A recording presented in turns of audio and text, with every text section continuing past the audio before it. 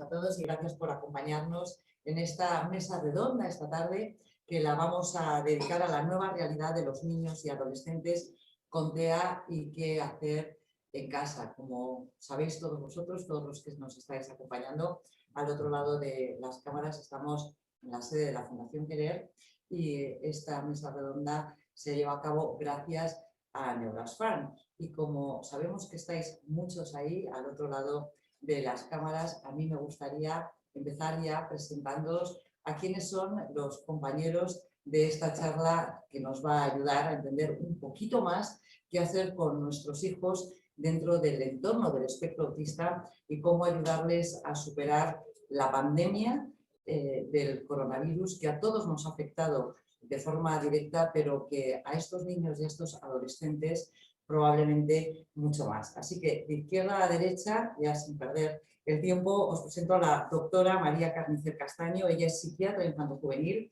en el Hospital Gregorio Marañón. ¿Qué tal, María? Buenas tardes. Buenas tardes. Gracias por acompañarnos. El doctor Adrián García Arrón es neuropediatra del Hospital Clínico de Madrid. ¿Qué tal, Adrián? Gracias por acompañarnos. Buenas tardes. Gracias a ti por estar. Gracias a Carolina Ruiz Pérez. Ella es profesora de audición y lenguaje del Colegio Celia y Pepe, proyecto educativo de la Fundación Querer. ¿Qué tal, Carolina? Buenas tardes. Gracias. Y está con nosotras también Concha Porras Álvarez. Ella es la responsable brand manager de Neurasfarm y la razón fundamental por la que hoy estamos todos aquí reunidos. Concha, gracias. Gracias por la oportunidad de esta mesa redonda y gracias por la oportunidad de acercarnos un poquito más la labor de Neurasfarm, este laboratorio que tiene una especial implicación, este laboratorio farmacéutico, en todas las enfermedades neurológicas, psiquiátricas que tienen que ver con niños y con adolescentes. Cuéntanos, ¿qué hacéis en Neurasfarm? Vale, gracias Pilar. Yo también quería agradecer a todos los ponentes que estén aquí esta tarde, a la Fundación Querer, a Eva, Pilar, que se han implicado todos en la organización, a todos mis compañeros que también nos han ayudado en la difusión del evento. Voy a hablaros un poco qué es Neurasfarm. Neurasfarm es una empresa multinacional, un laboratorio farmacéutico con sede en España y que nos dedicamos fundamentalmente a la investigación en sistema nervioso central, todo lo que es patología neurológica y psiquiátrica. Estamos muy focalizados en investigación y también somos proveedores de servicios y todo muy focalizado en la mejora de la calidad de vida de los pacientes. Una de nuestras áreas importantes de investigación son los probióticos y su relación con todo lo que son los problemas del neurodesarrollo. Con ellos hemos trabajado en diversos estudios, uno de ellos ha sido con la Fundación Querer, con unos resultados bastante prometedores. Esto es un poco la implicación que tenemos dentro de la compañía con el tema del autismo, ¿no? Otra de las cosas que tenemos en Neurasfarm y que es un poco también nuestro motivo de ser es que estamos altamente comprometidos con la formación y por eso pues uno de nuestros principales objetivos hoy aquí es pues, acompañaros en esta mesa redonda y dar la posibilidad de que grandes especialistas nos expliquen un poco más sobre el trastorno del espectro autista, qué hacer en esta situación tan especial que nos encontramos en la pandemia. Entonces yo, gracias Pilar, gracias a todos los ponentes y damos paso a la doctora. Bueno, Concha y yo vamos a moderar esta mesa redonda durante la próxima hora y media. En cuanto terminen los ponentes, empezaremos con las preguntas. Vamos a tener media hora para responder todas las preguntas que nos queráis hacer, así que por favor, mientras ellos van hablando, si tenéis alguna consulta que hacer, si tenéis algo que os llama la atención, nos las podéis mandar por el chat, que nosotros os daremos respuesta, las pasaremos a nuestros expertos y las daremos respuesta. Y vamos a empezar con la doctora María Carnicer Castaño. Ella es psiquiatra infanto-juvenil en el Hospital Gregorio Marañón. Si hay un hospital en España que se ha preocupado por la salud mental, por los trastornos del espectro autista, por qué hacer con estos niños y con estos jóvenes, es probablemente la unidad del Gregorio Marañón. Es pionera en muchos de los ensayos clínicos que se han producido en los últimos años en España. Tiene una dirección espectacular en Madrid y la gente que trabaja junto con Sergio y con Mara, son de los mejores especialistas en cuanto a psiquiatría y a trastornos y comorbilidades que pueden tener estos niños y adolescentes del espectro autista. Así que para mí es un placer presentaros a la doctora María Carnicer. María, cuéntanos. Bueno, buenas tardes de nuevo. Gracias por la invitación. Como decías, trabajo en el Gregorio Marañón, en la unidad de psiquiatría infanto-juvenil, en concreto en Antea, que es una parte del servicio que se dedica a la atención integral de los pacientes con trastorno espectro autista. En este ratito que vamos a compartir, que aunque sea breve, sí pues, había propuesto un poco el poder hablar justo de la presencia de comorbilidades psiquiátricas en el trastorno del espectro autista y en la necesidad de entender que eso sucede, es decir, comorbilidades que aparece otro trastorno, que puede aparecer otra patología psiquiátrica, además del TEA, y que es de vital importancia el poder registrarlo, diagnosticarlo, para poder tratarlo adecuadamente, ¿no? De manera específica. Entonces, esto es verdad que siempre es importante y siempre procede hablar de la comorbilidad psiquiátrica, pero tanto más ahora en momentos pues, como la pandemia, ¿no? que han supuesto tantas modificaciones, tantas alteraciones en las dinámicas, y ello ha conllevado pues, que aparezcan, igual que en la población general, también en este tipo de población, pues otros trastornos psiquiátricos. Entonces, bueno, la idea es un poco ver los más frecuentes y ver cómo podemos identificarlos y avanzar en el tratamiento. Empezar simplemente dando un par de pinceladas sobre el TEA, que todos sabemos que el DSM-5, ¿no? Se caracterizaría por tener déficits persistentes en la comunicación social, interacción social, en múltiples contextos, y también por patrones de comportamiento, interés o actividades restringidos. Esto es importante de cara a la identificación de los síntomas de la comorbilidad. ¿Por qué? Porque bueno, estos comportamientos restringidos o repetitivos son muchas veces la vía de entrada a nivel sintomático de pensar que algo más esté pasando a nivel psiquiátrico en estos pacientes, ¿no? Porque estos comportamientos pueden ser o bien movimientos repetitivos, lenguaje estereotipado, un interés restringido, fijaciones, rigideces, ¿no? Y una reactividad alterada frente a estímulos sensoriales. Esto muchas veces se ha visto en este tiempo y se ve que se intensifica o se rigidifica y se pueden solapar con otros síntomas de otras patologías psiquiátricas, ¿no? Que es lo que vamos a ver a continuación. Entonces, a ver si puedo pasar. No sé si... ¿No se pasa? Perdón.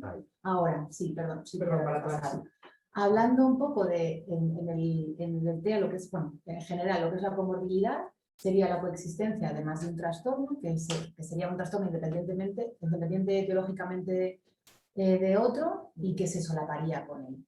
Es importante siempre hablar de la presencia de la comorbilidad, pero en pacientes con TEA, tanto más, porque el diagnóstico suele ser bastante difícil. Muchas veces se solapan unos con otros, porque se aparecen sintomáticamente muy similares. Muchas veces, por ejemplo, pensamos en las alteraciones de conducta, que se dan o se intensifican frecuentemente y no sabemos muy bien de dónde viene, ¿no? ¿Qué significa? ¿Qué le está pasando al paciente? Entonces, es importante el ver de dónde pueden venir y diferenciarlos, el delimitar correctamente, ¿no? Las contribuciones de las enfermedades psiquiátricas concomitantes. ¿Por qué? Porque esto nos va a permitir identificar, ¿no? La diana específica, ver, pues vale, pues esto significa que el paciente está más ansioso o que está deprimido, ¿no? Que algo está pasando. Esa diana, pues si requiere una intervención psicosocial o una intervención farmacológica específica, puede disminuir la discapacidad y mejorar de manera importante la calidad de vida del paciente, ¿no? Es importante hablar de la comorbilidad psiquiátrica, ya que se ve que hay una infraidentificación de ella en el trastorno espectro autista. ¿Por qué? Pues lo que decíamos, que los síntomas psiquiátricos muchísimas veces se atribuyen al propio trastorno espectro autista, ¿no? Y se atribuyen a que, bueno, que es la sintomatología nuclear y que se queda un poco ahí a veces, ¿no? Entonces es importante ver si detrás hay alguna otra cosa que podamos tratar. Ya esto puede pasar desde el domicilio, que estamos hablando un poco desde las casas del domicilio, pues los cuidadores, ¿no? Tendremos que tener que estar pendientes un poco de cómo aparecen esos síntomas, cómo empeoran y qué pasa también en lo ambiental, ¿no? ¿Qué está pasando? ¿Qué le está pasando al paciente? Para que nos dé un poco de significado a ese síntoma y podamos hacer este diagnóstico diferencial. Porque en realidad el diagnóstico diferencial psiquiátrico en un paciente con trastorno espectro autista es básicamente pues, el mismo que en una persona que no tiene TEA, es decir, que debería englobar pues todo, ¿no? Tenemos que tener presente que puede tener un trastorno de déficit de atención, un trastorno de ansiedad, un trastorno de personalidad, un trastorno del vínculo, cualquier, ¿no? Trastorno. Entonces, eso tenemos que tenerlo claro y no quedarnos simplemente en el TEA, ¿no? Y que tiene ese diagnóstico y ya está. Exacto. ¿Por qué es importante? Porque es lo que se ve en la observación clínica es que la comorbilidad se da en un alto porcentaje de casos. Si hablamos de discapacidad intelectual, hablamos de un 50, 60, 70. Si hablamos de patología médica subyacente, en algunos casos etiológica del propio TEA, también se dan en un porcentaje de casos. Patología médica interrecurrente, eso también lo podemos pensar, que muchas veces las alteraciones del comportamiento, cuando se hace un estudio, se ve que tiene que ver con alteraciones digestivas o bueno, de índole más endocrino, neurológico, oftalmológico, ¿no? O sea que eso puede interferir en la sintomatología más conductual. Y otros problemas, ¿no? Como la alimentación, el sueño, los dentales. Entonces, todo eso se da muy frecuentemente, por eso hay que tenerlo en cuenta. Más específicamente, en cuanto a comorbilidad psiquiátrica, se estima que alrededor del 70% de las personas con TEA en algún momento de la vida van a presentar algún otro trastorno, alguna otra psicopatología. Eso es mucho, es bastante frecuentemente, entonces hay que tenerlo claro. Y hay que tener claro que muchas veces, como decíamos, la sintomatología queda enmascarada por la clínica nuclear del TEA. Entonces, hay que estar... Cuando hablamos de clínica nuclear, hablamos del diagnóstico. Claro, de lo que hemos dicho al principio. Como hemos Exacto. dicho que es trastorno del espectro autista, ya nos olvidamos, ese es el diagnóstico. Exacto. Y no nos dedicamos a intentar buscar si hay otras comorbilidades. Exacto, eso sería la idea. Como diciendo, vale, pues lo que hemos hablado previamente, de que el DSM-5 se compone de esto, pues esto lo vamos a asociar al TEA. Pero hay que estar pendientes y considerar que hay otra cosa o que puede haber otra cosa si aparecen síntomas no tan específicos del trastorno espectro autista o si empeoran los síntomas. Si de repente hay un empeoramiento de los síntomas propios del TEA que ya tenía el paciente, pero que empeora, se intensifican, también deberíamos considerar que hubiera una comorbilidad. Y siempre que aparezca una falta de respuesta al tratamiento, ¿no? Previo. Entonces ahí sería un poco el saltar la alarma, no quedarnos simplemente en el diagnóstico previo.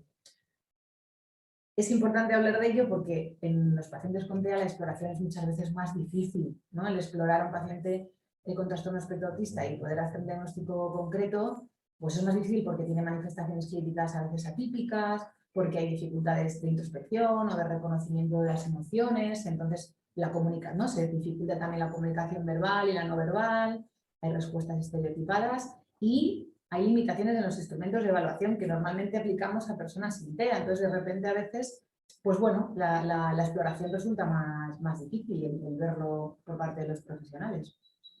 Pero es muy importante tenerlo en cuenta porque, como vemos en este gráfico, que es bastante claro, aparecen ya las patologías psiquiátricas desde bien pequeños. O sea, antes de los 5 años aparece más del 40%, ¿no? de los casos ya algo que pueda ser compatible con otra cosa. Ahora veremos que lo más frecuente en esa edad es la hiperactividad, ¿no? Entonces ya desde tan pequeño se puede dar, o sea que sería tener en cuenta. Aquí simplemente decir que en 70% de los casos aparece un diagnóstico, pero que en más del 40% aparecen más, o sea que a lo largo de la vida puede ir apareciendo igual que en la población general. Por eso decíamos que ahora mismo en el momento pandémico es más importante porque igual que la población general aparece, pues en estos pacientes también.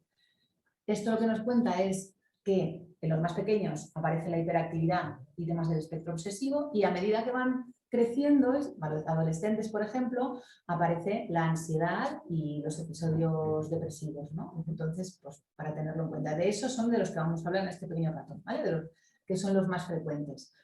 En el trastorno de déficit de atención, simplemente mencionar que ahí se estima entre un 30 y 40% de las personas de TEA que cumplen criterios, que ambos son trastornos del neurodesarrollo y se pueden diagnosticar ambos, que es importante hacer un diagnóstico diferencial, es decir, saber qué es lo que pasa, y es difícil porque comparten muchas características, ¿no? O sea, ambos trastornos ¿no? Comparten la inquietud, la distractibilidad, la desorganización, la impulsividad, el bajo rendimiento, y serían las alteraciones de la relación social y la comunicación lo que nos diría, vale, pues nos inclinamos hacia un TEA o hacia un TDAH. Es importante ver sí coexisten porque al final ambos van a incidir en el empeoramiento de los mismos síntomas, porque muchas veces son las alteraciones de conducta, como decíamos, que siempre aparece lo conductual en un primer plano, pero también los síntomas propios del autismo. Entonces, habría que ver, ¿no? Porque ambos van a incidir y obviamente pues, van a potenciar un poco ese empeoramiento. Entonces, cuando aparece un empeoramiento de estos síntomas previos y estas alteraciones, habrá que ver, habrá que descartar si se trata de un TDAH también. ¿Vale? Vemos que es complejo y que en muchos casos del TDAH y TEA, que cuando coexisten, lo importante también es ver que coexisten muchas veces con otro trastorno emocional, que es, yo creo que es lo importante un poco también de descartar ahora, sobre todo en este momento, ¿no? Actual, que en mucho porcentaje de casos se ve acompañado de un trastorno del ámbito depresivo, ansioso, y eso es lo que ahora está siendo bastante importante, ¿no? Por eso yo quería incidir un poco en esto, en que la depresión y la ansiedad es frecuente que se den en pacientes TEA, es más frecuente, es alrededor del 50-60%, es más frecuente en individuos con mayor capacidad cognitiva de comunicación y más tarde. Más mayores, exacto, ¿no? en adolescentes. En adolescentes, transición a la vida adulta, ahí es cuando vemos que hay un riesgo real. Pues bueno, pues a veces es secundario a sobresaturación de las propias demandas sociales que no se llegan a poder responder, ¿no? Entonces el individuo pues cada vez se siente peor. Bueno, y la propia asunción de que no llegas. Exacto. ¿No? Te das cuenta de que tu entorno llega a unas metas a las que tú intentas y no consigues llegar. Exacto, el darte cuenta de esas experiencias repetidas de fracaso, ¿no? O sea, quiero pues, hacer amigos, establecer relaciones sociales, no llego y entonces pues el riesgo pues, es mayor. También es menos frecuente, pero también aparecen personas con TEA y discapacidad intelectual. Hay que estar pendientes porque al tener un diagnóstico más difícil, por la dificultad en la comunicación muchas veces, se presenta casi pues, con una totalidad de casos en un inicio un empeoramiento de las alteraciones de conducta, una vez más. Entonces hay que explorar un poco esa presencia de estado de ánimo, o sea, de bajo estado de ánimo, para ver si la alteración de conducta puede tener que ver con eso, ¿vale? Porque eso es importante. También lo mismo en los trastornos de ansiedad, vemos que hay unos cambios bruscos en el funcionamiento, un empeoramiento del TEA, unas conductas evitativas, ¿no? O un incremento de estas conductas repetitivas, ¿vale? Es importante ver, cuando vemos un incremento de las conductas repetitivas, pensar que puede ser también un trastorno de ansiedad. En este caso, yo creo que de mención especial sería el tema del trastorno obsesivo compulsivo, ya que tiene rituales y rutinas repetitivas muy similares, ¿no? Se observan muy similares al TEA. De hecho, muchas veces al no ser diagnosticados en la infancia, se diagnostican como TOC en la edad adulta.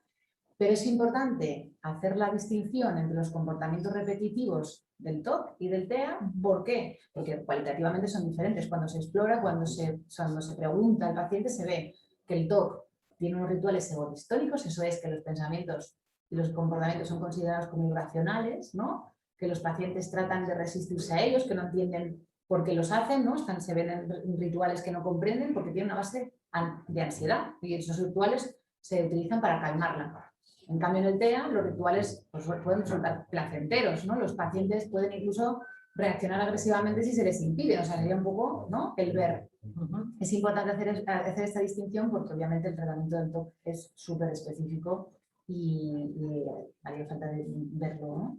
Entonces, simplemente por ir terminando, a veces la ansiedad tiene que ver obviamente con un episodio depresivo, puede tener un fondo depresivo debajo, y la dificultad en el reconocimiento y comunicación de emociones lo puede dificultarnos el verlo en el paciente, y más porque los síntomas de depresión en el TEA pues son síntomas atípicos.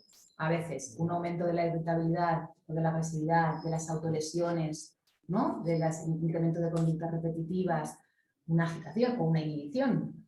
Y cosas como un cambio de apetito o alteraciones del sueño nos pueden llevar a pensar, nos deberían llevar a descartar que hubiera un fondo depresivo. Importante ahora, en el momento de la pandemia, ¿no? ¿Por qué? Porque obviamente la depresión y la ansiedad tienen mucha base en el ambiente, ¿no? Hay desencadenantes ambientales que van a proporcionarnos una facilidad para estar más deprimidos.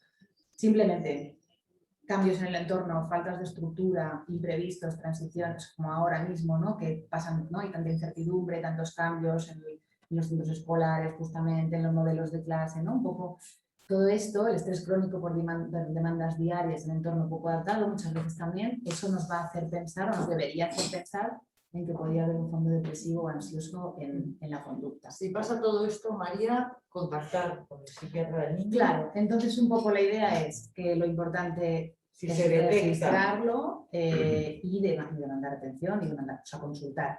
Y cuando se consulta, obviamente, pues poder haber estado pendientes de lo que ha sucedido, de qué ha sucedido en el tiempo previo a la consulta y poder explicarlo un poco, ¿no? Para poder realizar un diagnóstico concreto y poderlo tratar de manera específica. Pues nos ha quedado clarísimo. Muchas gracias por esta presentación. A vosotros. Doctor García Ron, Adrián. ¿Qué tal, Pilar? Bien, antes de que nos hables de lo que nos has traído preparados, porque los padres que tenemos niños con problemas de neurodesarrollo, tenemos esa tendencia de dar tablets y de, en fin, en algunos momentos superar esos periodos de estrés dándoles las tablets, que me parece interesantísimo lo que te has preparado. A raíz de lo que comentaba María, ¿no? Cuando hablamos del espectro autista, TEA, trastornos del espectro autista, entre el 25 y el 50% de los niños diagnosticados con autismo tienen epilepsia. ¿Qué es antes, la epilepsia o las consecuencias que esa epilepsia tiene en la conducta y en el aprendizaje de estos niños, ¿no? Porque igual en muchos casos, tratando la epilepsia, se pueden mejorar las capacidades de estos críos.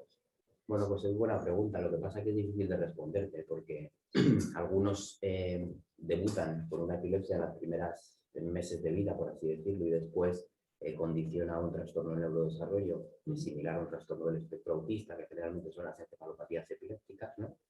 Y del desarrollo, que suelen ser alteraciones genéticas, que además del trastorno del espectro autista tienen epilepsia, y otras veces son niños con trastorno de neurodesarrollo que posteriormente desarrollan una epilepsia. ¿Sí?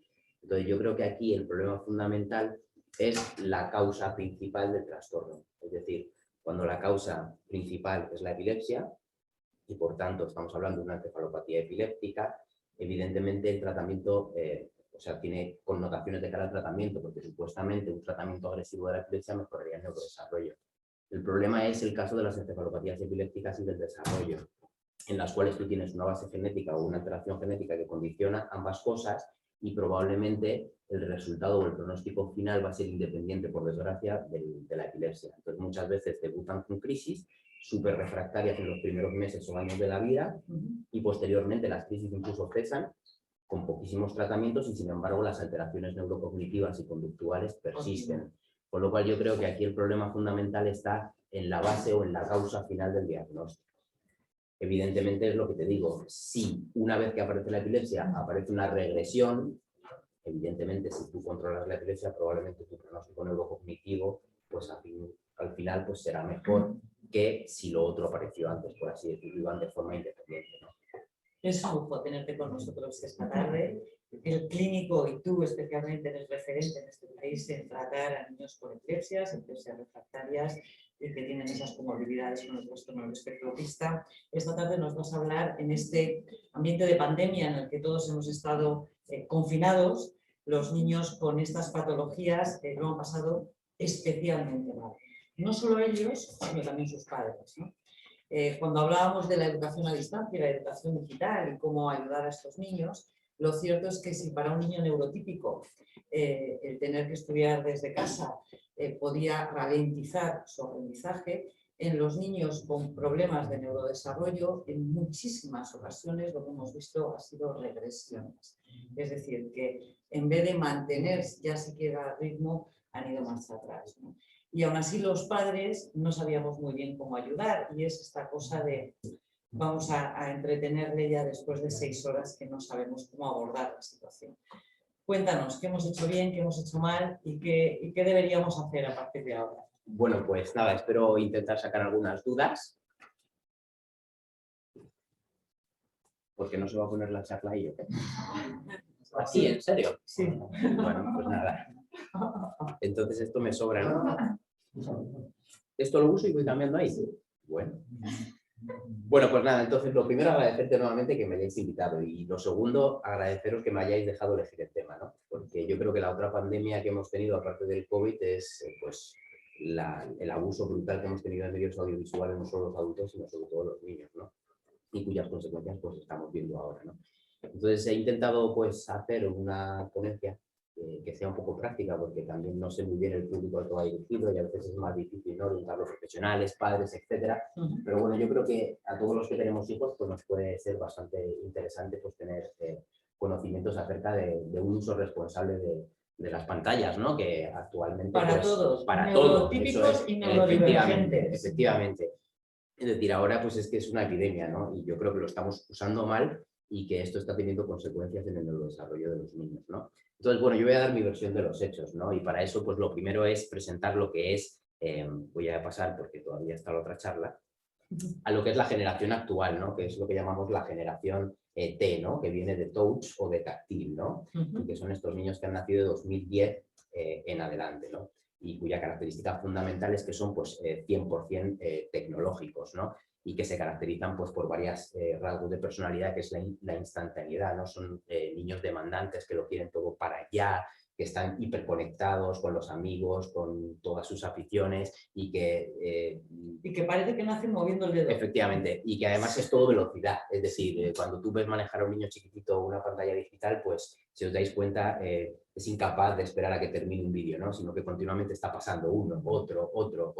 Tienen la inmediatez para todo, ¿no?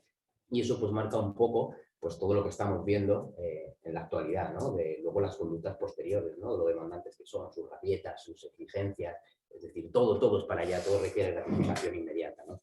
Y entonces, pues bueno, desde el punto de vista tecnológico, evidentemente todas las generaciones las estamos utilizando, es decir, en mayor o menor medida, pues desde los baby boomers, ¿no?, que lo utilizan a lo mejor pues para leer prensa, para ver el correo electrónico, para conectarse en el trabajo o con compañeros, incluso utilizar algún tipo de red social, hasta la generación Z, que era justo la anterior a esta generación T de 2010, que lo utilizan prácticamente para todo, para estudiar, para entretenerse, para socializarse, etcétera, pues cada uno lo utiliza en mayor o menor medida. Hasta estos niños, ¿no?, de 2010 en adelante, que probablemente pues lo utilicen para todo. Es decir, lo utilizan para su aprendizaje, lo van a utilizar para recopilar información, como apoyo y autoexpresión, es decir, ellos incluso son capaces de comunicarse y mostrar sus habilidades, pues, por ejemplo, a través de las redes sociales, ¿no? Y que al final lo que supone es que tengan una sobreexposición completa a bueno, estén inmersos. Se acaba la privacidad desde que son pequeños. Efectivamente, es decir, están compartiendo datos y buscando información y tal desde que son muy chiquititos, ¿no?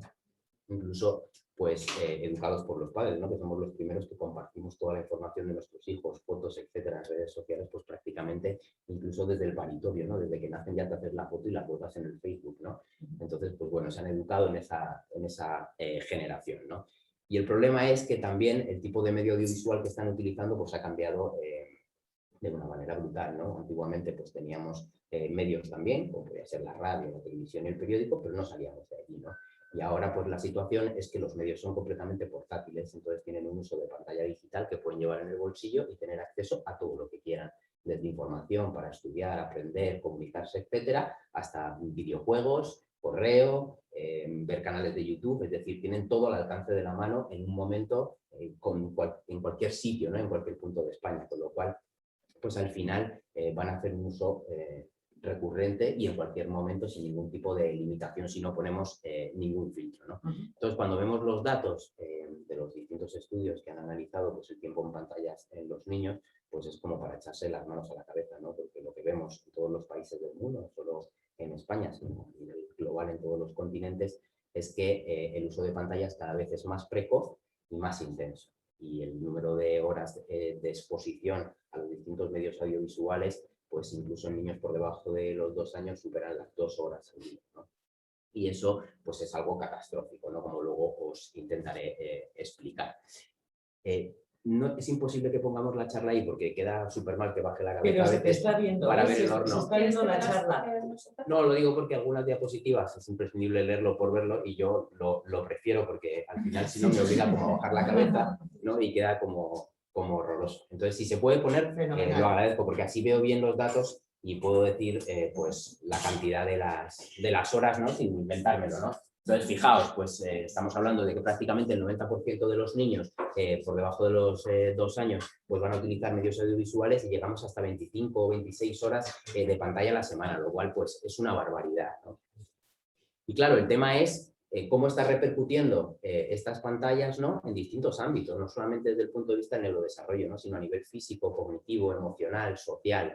Entonces, pues no hace falta tampoco indagar mucho. Es decir, si tú haces una búsqueda en Google acerca de cómo impacta el uso de pantallas en esta generación de que estamos viviendo, pues podemos ver títulos tan llamativos, ¿no?, como eso, ¿no? Están embotando el cerebro los móviles, tal, la ansiedad, la depresión, la manipulación, es decir, toda la patología neuropsiquiátrica que vemos sin hacer grandes búsquedas científicas. Pero fíjate, estoy viendo uno de abril del 2018, 2019, esto es antes de la pandemia. Todo esto es antes de la pandemia, es decir, los datos que acabo de presentar son de estudios de utilización de pantallas muchísimo antes de la pandemia. O sea, que ahora es para echarse a temblar. Ahora es para echarse a temblar, y lo que os digo, las consecuencias las estamos viendo en las consultas, que me imagino que la habrán pasado ellos igual, niños que les ha cogido la pandemia entre los 18 o 26 meses en el momento del cierre, y que con padres teletrabajan no han tenido una exposición brutal a nuevas tecnologías. Te estoy hablando de más de 8 horas, ¿no? Es decir, con las plataformas digitales, pues Peppa Pig durante 8 horas, un capítulo detrás de otro, y hemos visto muchos niños que han hecho regresiones autistas, por así decirlo,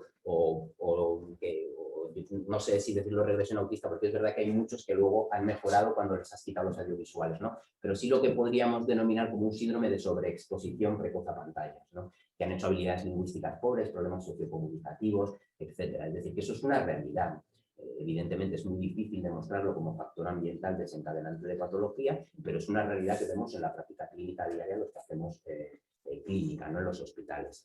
Y entonces, pues es lo que os digo, realmente al final el problema que tenemos es que esto es como un yin y un yang, ¿no? Es decir, el huevo y la gallina. Al final tenemos una discrepancia entre educación y sanidad respecto a la utilización de pantallas. Es decir, la gente de educación considera que las nuevas tecnologías es algo súper puntero para desarrollar todas las habilidades cognitivas habidas y por haber, y que es mucho mejor que la educación tradicional, mientras que, sin embargo, la gente que nos dedicamos a hacer neurodesarrollo, pues consideramos lo contrario. Es decir, tenemos distintas preocupaciones en distintos ámbitos de la vida, es decir, a nivel cognitivo, a nivel emocional, a nivel social. Y cuando te pones a revisar literatura, pues fijaos todas las cosas que hemos visto descritas. Es decir, desde el punto de vista neurocognitivo, vemos que estos niños pues tienen menor tiempo para los aprendizajes, tienen periodos de atención más cortos. Otro de las epidemias actuales, ¿no?, los trastornos por déficit de atención.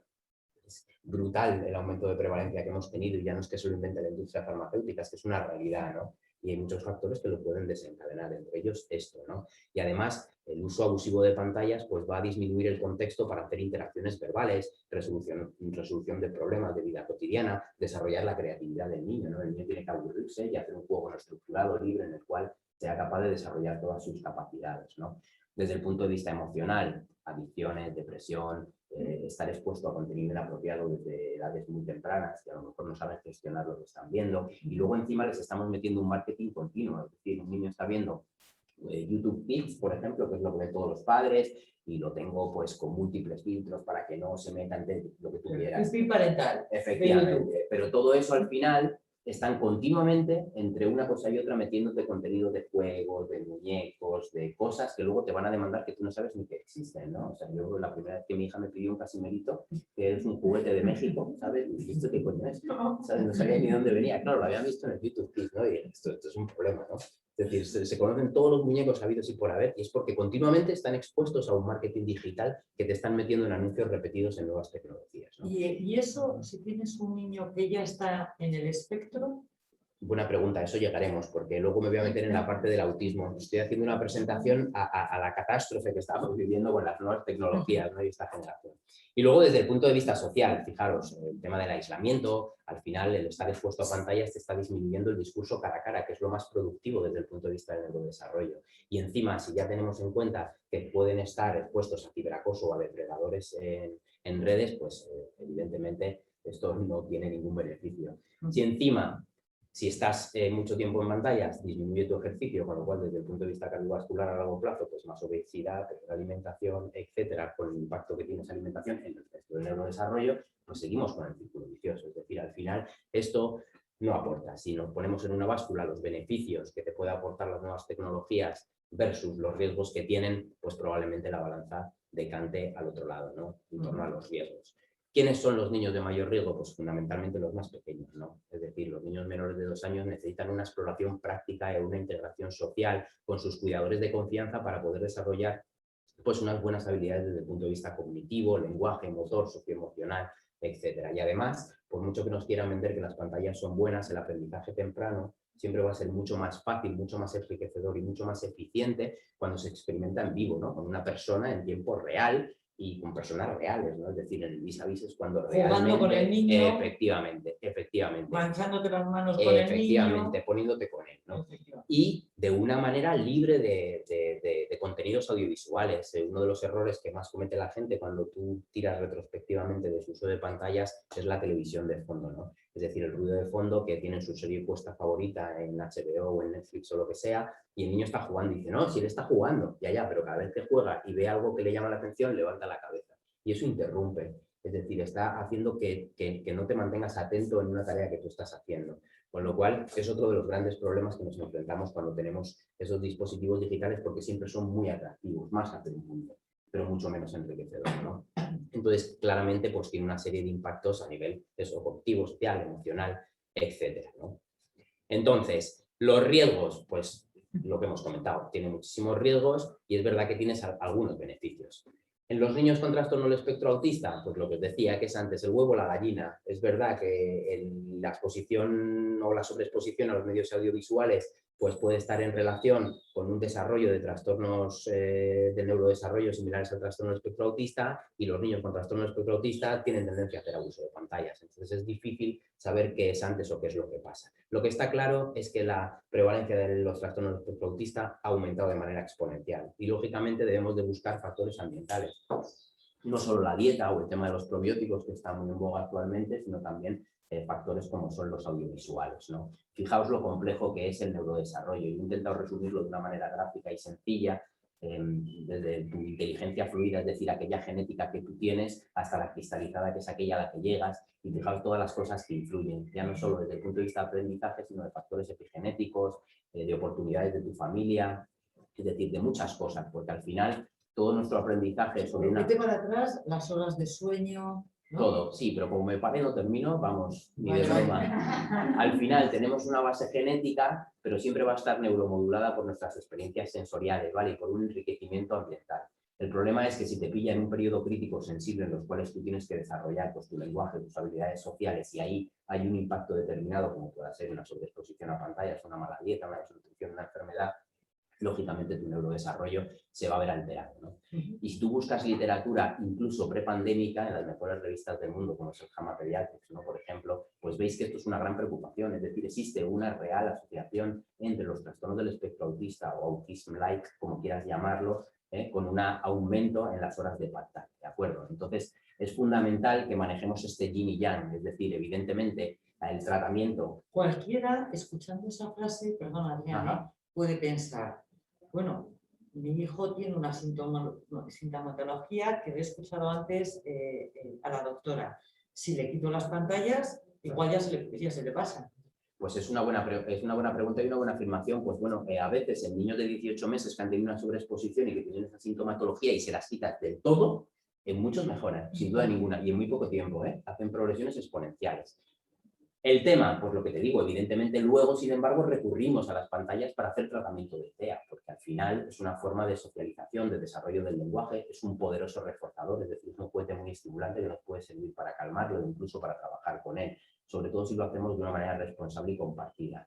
Pero cuando tú ves cómo manejan las pantallas los niños con trastorno del espectro autista, es mucho más en tiempo, en cantidad y en determinadas cosas, los niños con trastorno del espectro autista que el niño con desarrollo neurotípico o con sus propios hermanos, ¿no? Y esto es un problema porque al final el marco conceptual se basa en toda la sintomatología de ellos.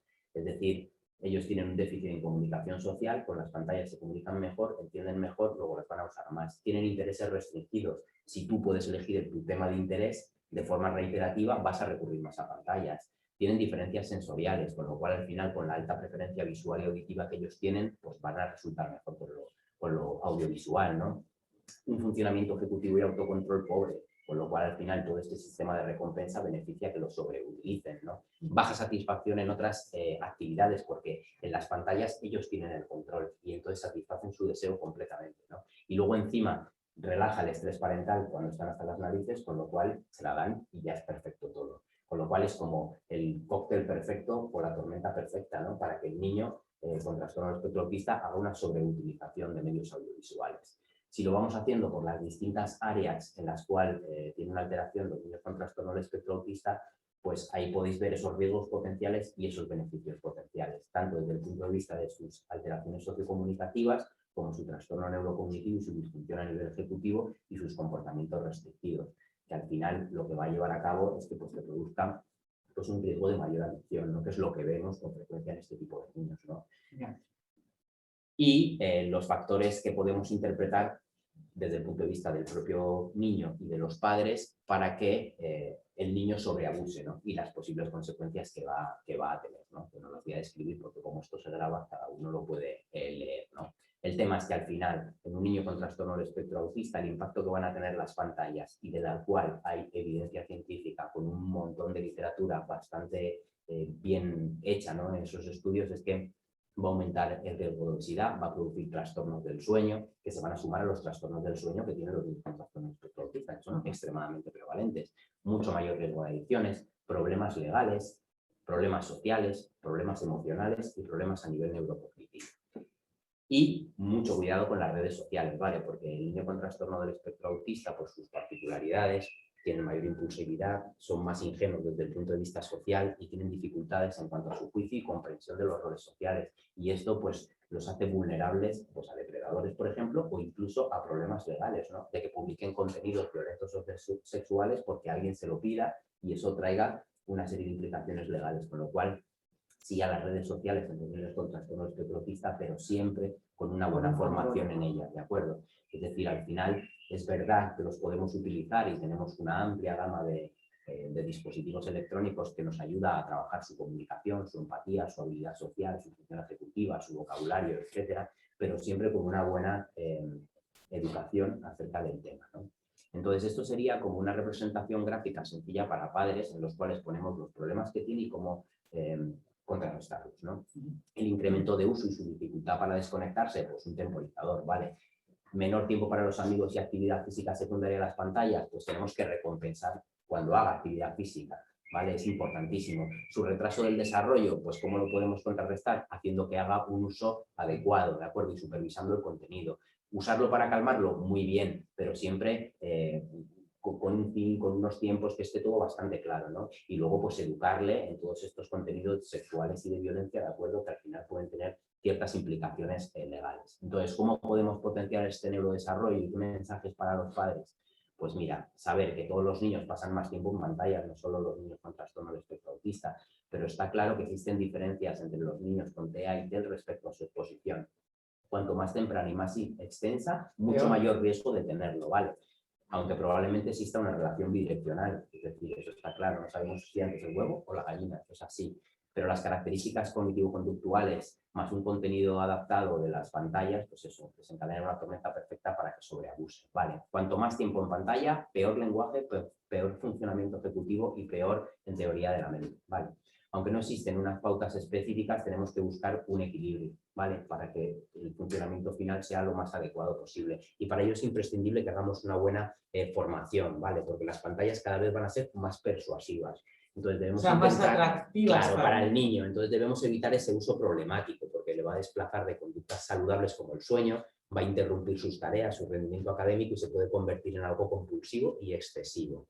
Entonces, al final, las pantallas es un factor ambiental que es fácilmente modificable, con lo cual una exposición precoz e intensa, como nos va a interferir en este aprendizaje, pues siempre podemos controlarlo. Es decir, si no se las damos desde que son chiquititos, a lo mejor desarrolla igual un trastorno del espectro autista. Pero si existe ese factor ambiental y lo evitamos, vamos a controlar o vamos a evitar algunos casos seguramente. O vamos a retrasar. O lo vamos a retrasar. Bueno, yo creo que retrasar no, pero desde luego al ser una enfermedad, un trastorno, mejor dicho, con un patrón de herencia complejo, es decir, que tú tienes tu base genética, pero hay un factor ambiental que lo desencadena, ¿no? Pues ese trigger que puede ser un uso abusivo de pantallas, por lo menos desaparece, ¿no? Entonces, si algo podemos prevenir, y la medicina actual debe ser una medicina preventiva y predictiva, ¿no? y hacer una prevención primaria antes de que aparezca, pues yo creo que como pediatras, neurólogos, etcétera, deberíamos de hacer una recomendación en el control del niño sano del uso de pantallas en menores de 2 años. Me parece algo básico, igual que tú le dices tiene que comer tal o tiene que comer cual, tienes que recomendar al padre que no le dé unas pantallas, sobre todo en periodos críticos para el neurodesarrollo.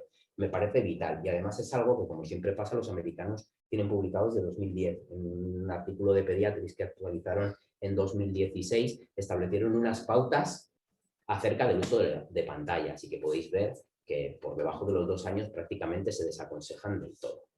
Así que nada, mucho ánimo con las pantallas y espero sacaros algo de duda. Podríamos hablar un montón de Nos lo has tiempo de dejado esto. clarísimo, la pena es el tiempo que tenemos, Claro, es que pero es a mí me ha un tema parecido complejo. apasionante. Tema complejo. Apasionante, porque además a nivel educativo, y aquí ya entramos con Carolina, que es una de las profesoras del proyecto pedagógico y educativo de la Fundación Querer, del cole de Celia y Pepe, que tal, Caro, buenas tardes. ¿Qué tal?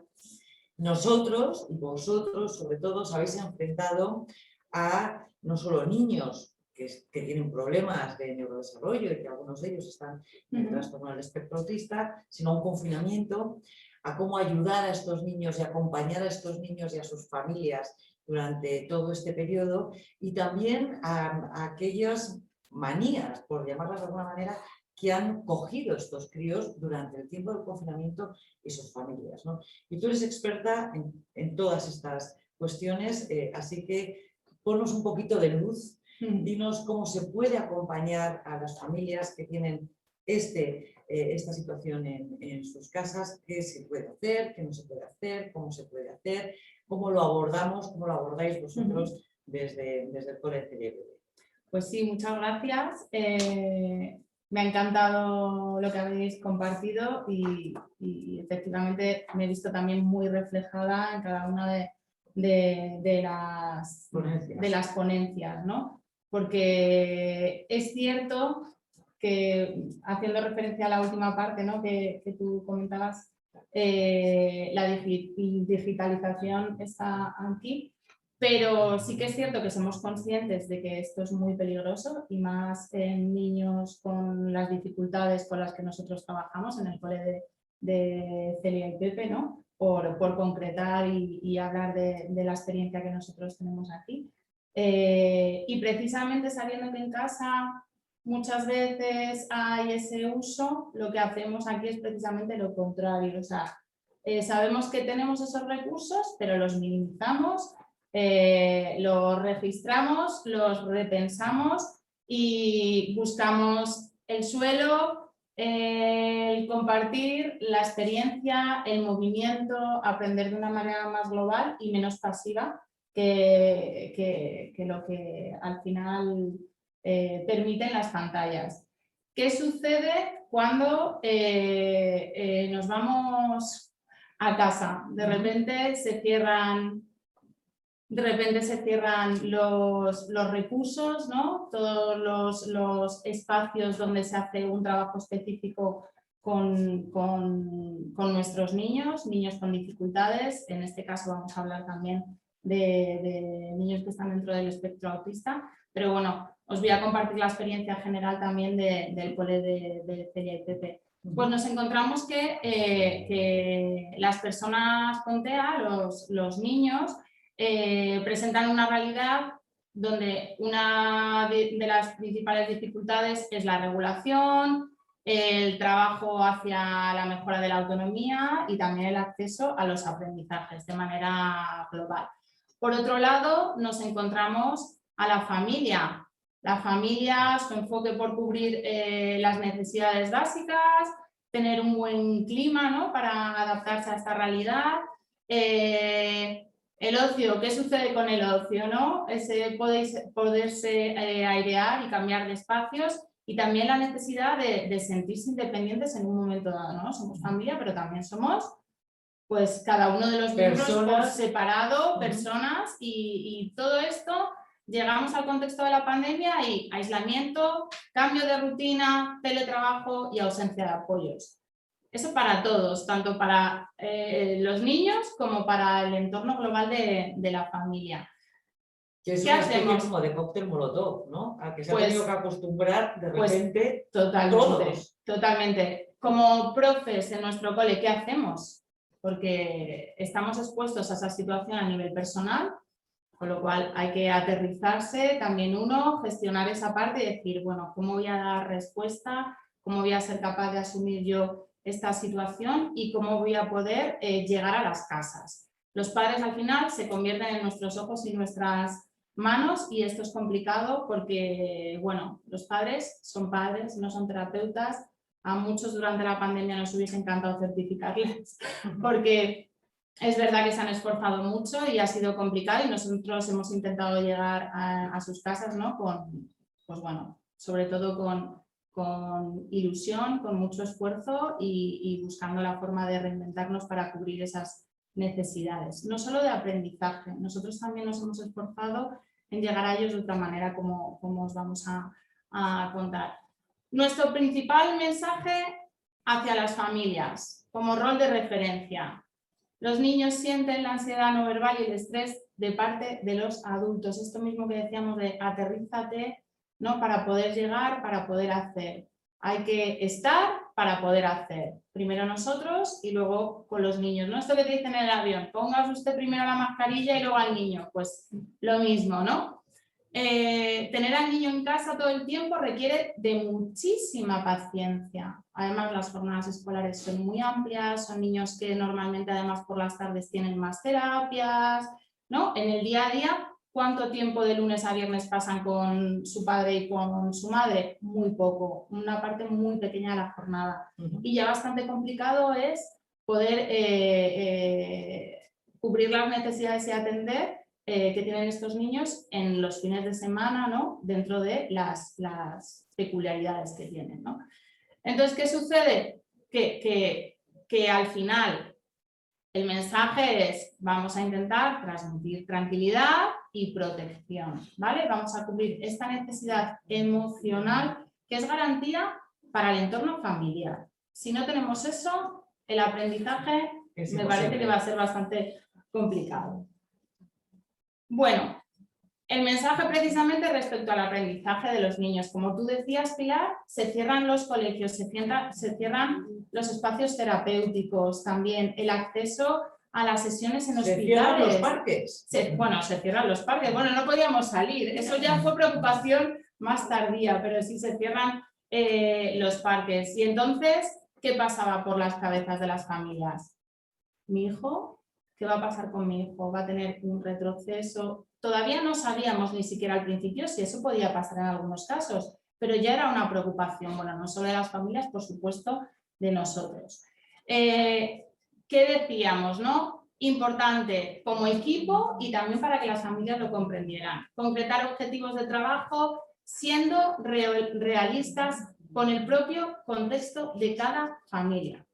Hasta ahora nosotros trabajábamos con nuestro contexto clase. Siempre intentamos cubrir también y dar respuesta a lo que los niños viven en su entorno familiar.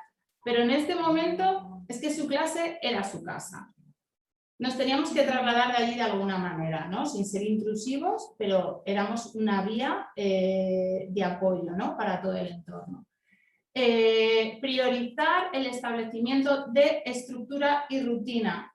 O sea, no vamos a llegar a los aprendizajes si no hemos creado ese espacio que pues, las familias tampoco están acostumbradas a utilizar determinados recursos que tenemos en los centros. Y sobre todo porque los padres también tenían su propia rutina de teletrabajo. Efectivamente. Entonces, ¿cómo tienes una rutina de apoyo a tu hijo con necesidades educativas específicas y con problemas de neurodesarrollo al mismo tiempo que tú estás trabajando en tu teletrabajo, ¿no? O sea, ahí se juntaba todo. Eso es. El hambre y la gana de comer. Eso es. Precisamente por eso queríamos saber, oye, tu contexto, ¿cuál es?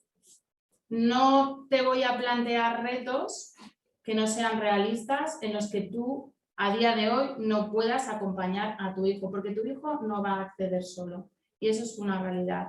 Los niños dentro del espectro autista necesitan un acompañamiento, una referencia, una estructura, una secuenciación. Nosotros hacemos un acompañamiento muy de hombro con hombro, no solamente de frente a frente, pero necesitan un acompañamiento muy de hombro por hombro.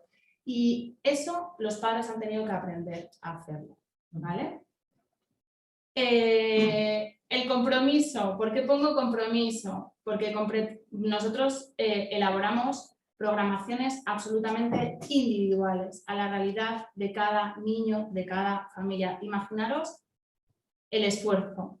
No es mi trabajo y lo hago con dedicación y con ilusión y me siento muy orgullosa.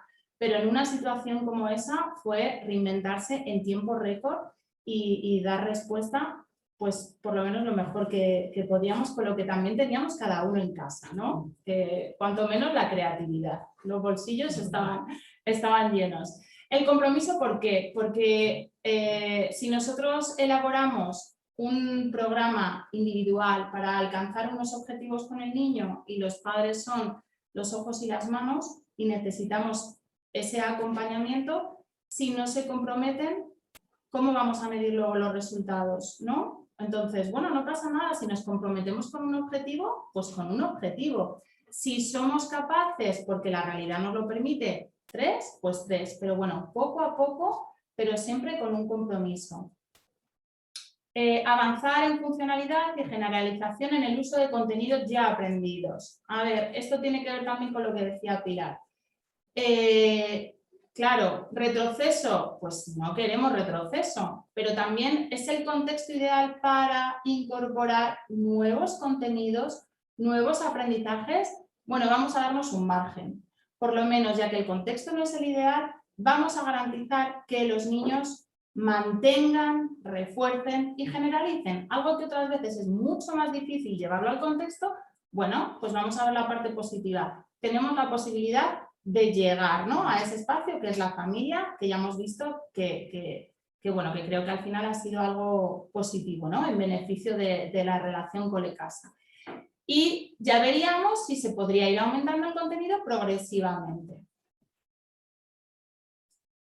El acompañamiento de las familias, bueno, se ha basado un poco en estas 5 recomendaciones generales, ¿vale? Rutinas, pero con descansos activos, ¿vale? Son niños que necesitan movimiento, no les puedes tener sentados durante mucho tiempo con la tablet o en la pantalla y tú dándole instrucciones. No es lo mismo tu imagen en la pantalla que tu imagen real. Entonces, bueno, sí, vamos a hacer tareas, vamos a tener unas rutinas, pero vamos a incorporar esos descansos activos para que el cuerpo tampoco esté pasivo, para que haya un movimiento, tareas en las que tengo que ir y volver para completar esa tarea, ¿no? Quizá esto es más sencillo de imaginárselo cuando los niños son pequeños y es verdad que es un poco más complicado cuando el nivel curricular está en otro nivel, ¿no? Que digan, ¿cómo lo incorporamos? Bueno, pues a lo mejor son pequeñas rutinas de me levanto, doy 2 saltos y me vuelvo a sentar, o a lo mejor tengo un cojín de movimiento y lo puedo utilizar, o cualquier material alternativo. Muy importante la comunicación con profesionales educativos y terapeutas. En nuestro centro trabajamos de manera multidisciplinar. Todos los terapeutas que normalmente necesitan este tipo de niños y el resto, ¿no?, de perfil que vienen a nuestro centro, hemos tenido comunicación con las familias, pero también con los niños. Si no podíamos tener, por cuestiones de habilidades comunicativas, esa comunicación directa a través de la pantalla, hemos grabado vídeos. Hemos grabado vídeos donde dejamos mensajes, donde hemos repetido rutinas que ya teníamos, ¿no?, para que pudiesen verlo todas las veces que necesitaran durante el día a día si necesitaban el refuerzo de nuestra imagen, ¿no?, como referentes. Trabajo con metas a corto plazo y con apoyos visuales. Muy importante. En el hogar no es tan habitual tener todo este material, todos estos recursos de apoyo visual. Entonces, bueno, pues ha habido que formar a las familias, hacerles llegar este material, el ver cómo lo podían adaptar a la situación de casa. Garantizar momentos de estimulación y juego, súper importante, y también ha habido que enseñarles, ¿no?, y generar programaciones específicas. ¿Ha habido que enseñar?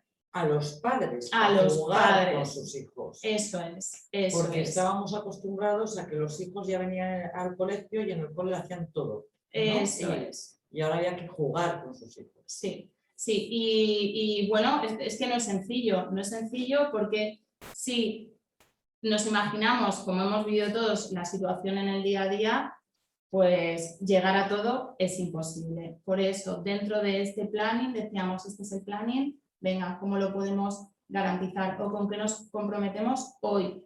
El lunes esto, el martes lo otro, pero siempre muy individualizado.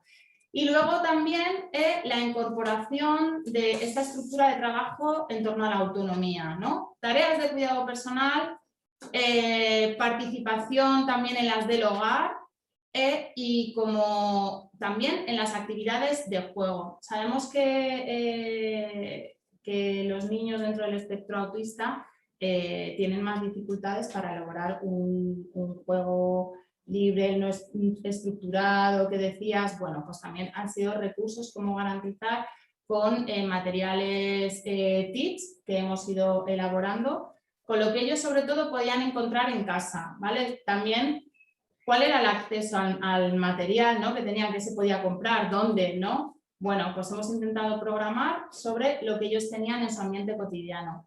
La intervención, clases online, seguimiento individualizado, intervención multidisciplinar y recursos para el hogar. Bueno, aquí se habla un poquito de cómo se ha hecho el formato de las clases online, la intervención multidisciplinar porque hemos participado todo el equipo en cada una de las programaciones, el seguimiento individualizado y bueno, y esta escuela de familias que hemos hecho específica para que compartiesen un espacio todos los papis, acompañamiento emocional, normas, límites y manejo conductual, un poquito de mindfulness para que liberasen, autonomía, funciones ejecutivas y recursos organizativos. Y cuando han vuelto los niños, ¿habéis notado que el confinamiento les ha afectado? Bueno, yo creo que sobre todo en la vuelta a la rutina, a la dinámica que teníamos. Eso sí que ha sido no de cero, porque la sensación es que ellos han sentido liberados al volver. O sea, sí que tenían esa conexión y han sido capaces que después de muchos meses, ¿no? El reconectar fácilmente, se sentían aliviados, a poder volver a tener espacios grandes, espacios abiertos, el poder tener todos los recursos que normalmente necesitan, ¿no? Esa parte de regulación ha sido lo que más han demandado también las familias. ¿Cómo le ayudamos en los momentos de autorregulación, donde están tan inquietos, tan nerviosos? No tenían los materiales que aquí tenemos. Aquí tenemos muchísimos materiales, entonces ha habido que pensar. Si el columpio no lo tienen, si no tienen vibradores, venga, ¿qué tenéis en casa? ¿No? Buscar un poco ahí qué recursos podían tener y sobre todo con el escaso tiempo, ¿no? Pues Carolina, muchas gracias. A vosotros. Y yo creo, Concha, que tenemos un montón de preguntas. Sí, tenemos un montón de preguntas. Si quieres empiezo yo, Pilar. Todo tuyo. Y bueno, voy a leer la primera pregunta que entiendo que es para la doctora María Carnicer. Dice, mi hija con 18 años estoy segura que tiene otro trastorno además de TEA. Trastorno de ansiedad, pánico, impulsividad, TOC. No mejora con la medicación. No puede evitar la agresividad cuando se frustra por algo. En el cole tampoco han podido modificar la consulta. Gracias. Entiendo que es... No pregunta nada, pero lo que dice que entiendo que debe hacer, ¿no? Claro, o sea, es verdad que lo primero obviamente es consultar con un profesional. Entiendo que, no sé si ella ya lo ha, entiendo que sí, que lo habrá hecho, y poder llegar a un tratamiento específico. Obviamente, tal cual está contando la sintomatología de su hija, hay una base, ¿no? que se puede tratar con un tratamiento farmacológico específico, claramente, y con la atención también más integral, ¿no? en terapias. Sí que es verdad que muchas veces, pese a identificar el trastorno, que no me queda claro, porque ella como que menciona varios, entonces no me queda claro si realmente ha acudido a algún profesional que lo pueda afinar, ¿no? Ese diagnóstico. En el caso de no haber acudido, la recomendación es que acuda. y que se valore un poco el tratamiento específico. Y si no es verdad, también saber que a veces, pues bueno, como se están manteniendo las circunstancias ambientales ahora mismo que no van hacia la mejoría, pues a veces los trastornos se hacen resistentes, ¿no? Esos tratamientos, entonces que a veces falta un tiempo, se tiene que probar igual 1 o 2 tratamientos, ¿no? Pero bueno, tener claro que algo más hay que hacer, ¿no? Que no se puede quedar uno en el TEA, sino que como ella está pensando, pues algo más hay que hacer y un especialista siempre. Y que además, en el caso de los trastornos del espectro autista en niñas, es una circunstancia particular porque es mucho más probable que tengan comorbilidad psiquiátrica, porque el diagnóstico es más tardío, porque ellas desarrollan una estrategia que se llama de camuflaje social muchas veces, pasan desapercibidas y eso les genera como mucha ansiedad y tal, y al final ¿no? Tienen mayor prevalencia, eso es, de trastorno neuropsiquiátrico. No hemos hablado sobre ello, pero tratamientos farmacológicos hay para mejorar, para tratar estas comorbilidades dentro del espectro autista. ¿Esto es algo habitual? ¿No? ¿Sí? Claro, sí. A los dos. Vamos, por la parte que a mí me toca, obviamente sí, ¿no? O sea, se trata un trastorno de ansiedad o una depresión con un tratamiento antidepresivo, ¿no? Como al uso. Entonces, obviamente es compatible con una persona que tenga un trastorno espectro autista el barajar un tratamiento antidepresivo o un tratamiento para la ansiedad, no sé, la psicofarmacología obviamente se aplica igual. Entonces, eso es lo interesante, el poder ver, el afinar ese diagnóstico del que ella habla, porque tratamientos específicos hay. Entonces, hay una mejoría sintomática en muchas ocasiones. Estoy de acuerdo. Perfecto. Siempre dentro de un plan multimodal, claro, es decir, no existe una medicación que cure todo, eso es imposible. Claro, pues ahora a veces no se hace, quiero decir, porque usa la medicación y ya está, pero tiene que ir dentro de un plan de tratamiento con el resto de especialistas, claro. Exacto. Hay que coordinarse entre el neurólogo y el neuropsiquiatra. Efectivamente, el tratamiento farmacológico es una cosa más, pero no la única. Pues ahora hay una pregunta para el doctor, porque habla de pantallas. Dice: hola, mi hijo ha empezado a utilizar el ordenador y WhatsApp por primera vez y de forma intensiva. Le gusta mucho y le ha ayudado mucho. Tiene 30 años. ¿Debo entender que a él también puede afectarle de modo negativo? O sea, de modo negativo desde el punto de vista de la adicción a las tecnologías, sí, de modo negativo de cara a que en su neurodesarrollo vaya a repercutir, probablemente no, porque ya es muy mayor. Es decir, yo estoy hablando sobre todo de la prevención primaria, es decir, de la prevención del uso de pantallas de forma abusiva y mal utilizadas en periodos críticos de la vida donde estás desarrollando todo, ¿no? Tu capacidad cognitiva, lingüística, social, etcétera. En una persona de 30 años probablemente le ayuda a socializar. A lo mejor entiende mejor el emoticono de turno para entender la parte social que comunicándose en un vis-a-vis. O la pantalla o la red social es una forma de autoexpresión. A lo mejor es un trastorno del espectro autista que tiene una alta capacidad en el dibujo y expresa su talento en sus cuadros y tiene un perfil, por así decirlo, de red social brillante y súper talentoso y con muchísimos likes, porque pinta de lujo, ¿no? Y una cosa que no hubiera conseguido a lo mejor en la relación personal vis-a-vis, con lo cual en ese tipo de casos es una forma positiva de desarrollarlo. Es decir, si tienes una habilidad, lo puedes comunicar socialmente y tú puedes tener ahí tu personalidad virtual que puede ser completamente diferente a tu personalidad en el vis-a-vis, ¿no? Entonces yo creo que hay que individualizar el caso, pero no obstante, en una persona de 30 años no es que vaya a ser patológico, salvo que haga un uso restringido de sus estas y entonces haga una adicción, ¿no? En un uso adictivo de alguna cosa determinada, ¿no? Por su interés restringido, ¿no?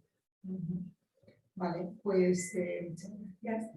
Ahora una pregunta que entiendo que es para ti, Carolina, porque dice: durante la preparación de las clases multidisciplinares, ¿pensasteis en incluir a personal sanitario, por ejemplo, enfermeras pediátricas? Bueno, en nuestro caso es sencillo, ¿no? La respuesta, porque es verdad que nosotros tenemos un equipo multidisciplinar, pero en ese aspecto sí que está cerrado. Precisamente durante la pandemia creo que era más dificultoso el incorporar, pero nosotros siempre tenemos médicos, como en este caso, por ejemplo, también todos los profesionales que participáis en el gabinete de la Fundación Querer, también muchas veces son referentes en los que podernos apoyar, o incluso los propios médicos de los niños, con los que nosotros tenemos también comunicación siempre que ellos están dispuestos y hacemos seguimiento de los casos. Con lo cual, tener una persona externa, incorporarla en ese momento donde no se conocían los niños los casos, pues era más complicado. Pero intentamos siempre que la comunicación y la vía de apoyo más clínica, en ese sentido, en el aspecto médico, al final sean los propios médicos que llevan a cada uno de nuestros alumnos. Yo tengo una pregunta que yo entiendo que es para María, pero yo creo que tanto Adrián como María podéis responder. Como madre de un niño TEA de 10 años me surgen muchas dudas, pero ahora mismo lo que más me inquieta es la obsesión que tiene con la muerte. Quisiera saber cómo le puedo quitar esa obsesión. Lo que más le gusta es ver vídeos de personas que mueren, las tumbas, el cementerio. Él mismo los crea con ataúdes, con cajas ataúdes, les hace láminas con papel, le fascina y a veces me pide ir al cementerio. Ojalá me puedan orientar y ayudar en medida de lo posible. Bueno, en ese caso es importante también obviamente consultar con un especialista que pueda valorar si se puede tratar de un interés restringido, justamente, ¿no? De que el niño esté más presionado, porque sea un interés justamente. Claro. Y que lo viva pues, más sin angustia, ¿no? Y que esté un poco incorporado a su funcionamiento, o bien se trate de algo más de tipo ansioso, que pueda tener debajo incluso un fondo más afectivo y que entonces haya que incidir de esa manera. Habría que verlo, habría que valorarlo viendo al niño, explorándole bien, viendo un poco cómo trata el tema y de ahí discernir un poco el manejo según fuera de un tipo o de otro. Yo estoy de acuerdo, es decir, si es su interés restringido y le ha dado por ahí, es la mala suerte de que te haya dado por el tema de la muerte, ¿no?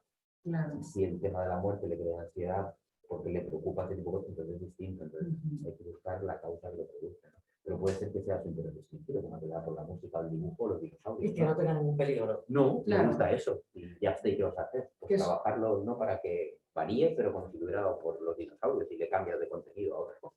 Que a veces es más la angustia. Si no le crea ansiedad, lo que pasa es que es un tema feo, ¿no? Exacto, es un poco que produce más angustia a los claro, padres. claro. Más bien, ¿no? Entonces hay que saber cómo manejarlo. A veces también los padres se tranquilizan cuando se dan cuenta de que es un interés restringido y que eso no implica ningún tipo de peligro, ¿no? Y que, exacto, que no hay psicopatología detrás. Un poco lo que hablábamos al principio, el distinguir, ¿no? Que hay detrás de un síndrome. Siempre consultando con el especialista. Exacto, es lógico. Sí.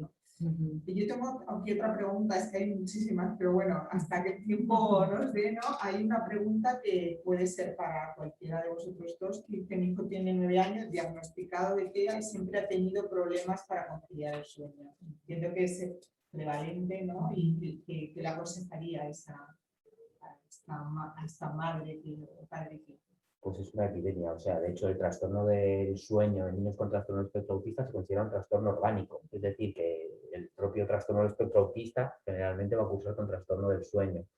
El tema es que hay un montón de factores ambientales que los empeoran. Entonces aquí lo prioritario es discernir qué tipo de trastorno del sueño, si es de conciliación, de mantenimiento, de movimientos, o de etcétera. que se levantan y se despiertan 5 veces Eso me cada refiero, noche, de mantenimiento de sueño, están tal. 2 horas despiertos, tú estás destrozado al día siguiente y él es como si hubiera dormido 11 horas seguidas. Entonces el tema es ver qué tipo de trastorno, porque no todos se curan con melatonina, ¿no? Es decir, muchas veces es trastorno del sueño y melatonina, ya, pero es que a lo mejor no lo curas con melatonina. Entonces el tema es ver exactamente cuál es el trastorno del sueño, ver si existe algún factor ambiental que lo empeora, hábitos de sueño, pantallas, ejercicio, etcétera, ¿no? Que todo eso sabes que puede alterarse, ¿no? Y luego una vez que lo tienes filiado, pues igual al final haces un tratamiento como cualquier otro niño y utilizas los fármacos o complementos alimenticios, ¿no? Como puede ser una melatonina, pues si realmente está indicado, u otro tipo de fármaco. Al final el sueño es fundamental porque los procesos del sueño están implicados no solamente desde el punto de vista neurocognitivo en tu funcionamiento diario, sino también en procesos físicos, ¿no? Es decir, dormir mal tiene consecuencias en que esté más irritable, más inatento, con más rabieta, etcétera. De hecho, hasta el punto de que a día de hoy incluso existe una melatonina específica o que se ha aprobado específicamente para trastornos del espectro autista y síndromes neurogenéticos, ¿no? Que es una melatonina de liberación retardada. ¿Y eso qué es?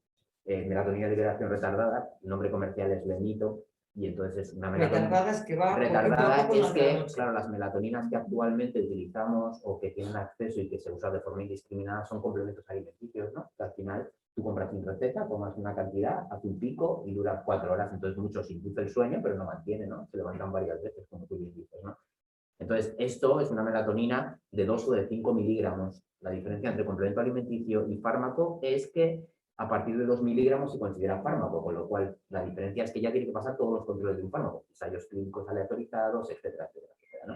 Entonces, esta melatonina está aprobada como fármaco porque tiene más de 2 miligramos. Es una galénica que hace que se libere la melatonina en 8 horas, con lo cual no solamente te induce el sueño, sino que te tiene más tiempo en cama, que es el objetivo final para que el sueño tenga su función homeostática, es decir, reparadora después de todo el y cognitiva, etcétera.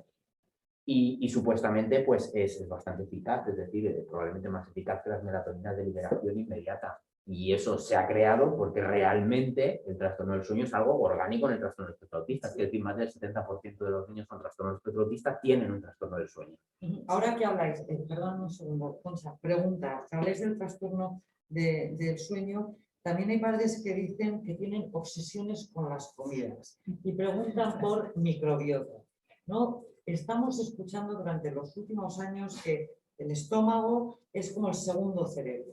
Y hay muchas investigaciones, aquí en la Fundación Querer estamos con un proyecto pionero en esta materia, pero ¿hay relación?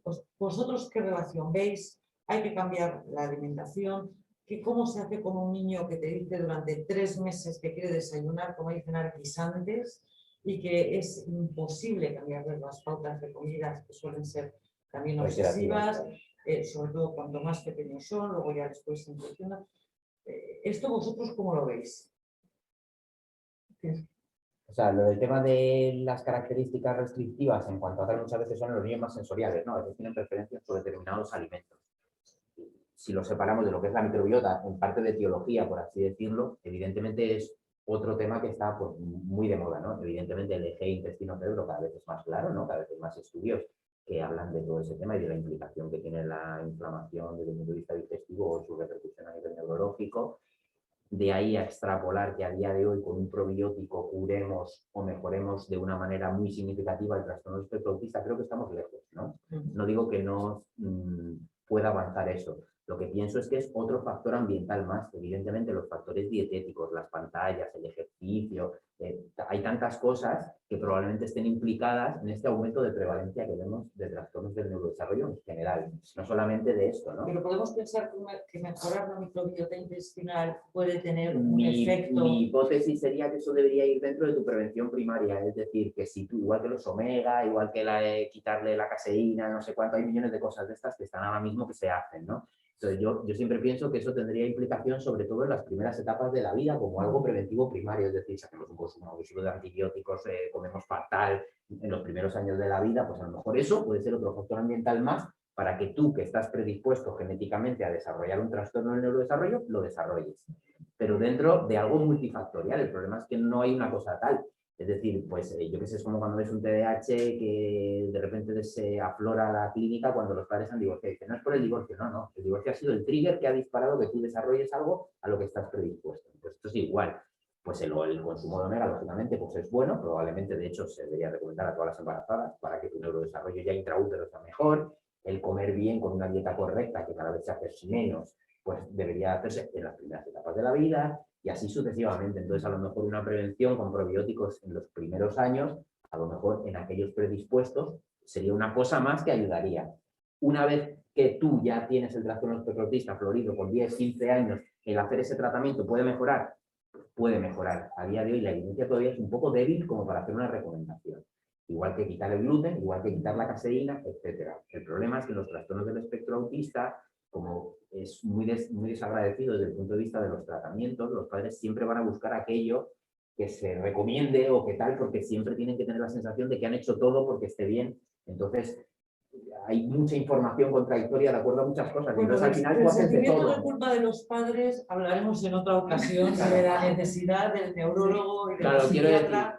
Yo al de los final- padres, Yo al final lo que recomiendo porque es yo que... lo entiendo perfectamente. Claro, yo al Mira final- dónde estamos. Claro, yo al final lo que recomiendo es que si vas a hacer algo que no sea agresivo para tu hijo ni perjudicial, pues si quieres tomar un probiótico, tómalo, es decir, no va a ser dañino, que mejora, pues fantástico. Claro. Es decir, ahora, ¿le quieres quitar la caseína? Pues muy bien, mis hijas son extremadamente alérgicas a 40.000 cosas y las pobres probablemente coman mucho menos que si le quitas la caseína o el gluten a un niño, ¿entiendes? Entonces, ¿lo quieres quitar? Bueno, pues quítalo. Ahora, si nutricionalmente él está cubierto por lo demás. Si le vas a quitar el gluten al pobre y le gusta el pan, las galletas y tal, pues es una pena porque probablemente no lo vas a mejorar, probablemente casi seguro, si tú le has hecho un estudio y no es celíaco, ni genéticamente, ni con anticuerpos, ni con biopsia, ni con nada, y le estás privando al pobre de una cosa que le gusta. Entonces, yo ahí me da mucha pena y no puedo ocultar mi desagrado con eso. Claro, y adecuar también las expectativas, ¿no? Eso Muchas es. veces los padres, como tú decías, buscan y a veces no tienen esa expectativa de que va a mejorar, ¿no? Todo de una manera muy significativa y no ocurre y al final pues también empiezan, ¿no? A pensar pues si lo hubiera hecho antes, si no lo hubiera... No. Claro. Es un poco eso, que ahora todavía hay una evidencia pues débil y que es muy variable entre individuos. O sea, yo para mí no es lo que veo en la consulta, que hay gente que funciona y hay gente que para nada. Entonces, bueno, pues la Bueno, pues está recomendación ahí. queda un poco en el aire. Es verdad que bueno, el ajustar la expectativa yo creo que es importante de cara a los padres. Sí, otra pregunta, ¿cómo se puede acceder al programa MITEA y si tenéis unidad específica de ingreso de salud mental para niños con TEA? Vale. ¿Cómo se puede acceder? Se accede a través de una derivación por parte de un especialista, un médico que previamente haya valorado al paciente y que ya haya hecho él mismo o previamente se haya hecho un diagnóstico de trastorno espectro autista. Pues a través de ahí se hace una derivación que es un documento, ¿no? Por el cual se deriva, está en internet también se puede acceder y ahí hay es una consulta de seguimiento. Está la parte de AMITEA, que es seguimiento, y la parte de diagnóstico complejo, que es lo mismo, pero para diagnosticar en casos complejos que no queda claro si el paciente tiene o no tiene TEA. Eso es la primera parte de la pregunta. La derivación es a partir de un especialista médico. Luego, si tenemos una unidad de ingreso, no, ahora mismo no tenemos ninguna unidad de ingreso más allá de que los pacientes que están en el programa de AMITEA normalmente ingresan en el hospital, o sea, en el Orgaño. Bueno, es que ya como va a ser un recurso supraárea, se ingresa en la planta tanto de adolescentes como de adultos.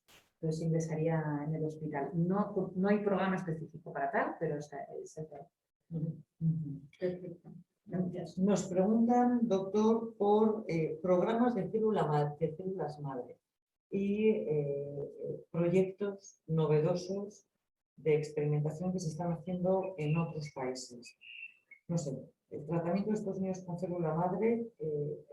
Yo tengo poca experiencia. Se O sea, han publicado cosas, pero desde luego en España no se han visto. No, y estamos muy lejos. Yo creo que en la parte más avanzada de células madres está en daño cerebral adquirido, hipoxisquemia, etcétera, y ahí todavía estamos muy verdes.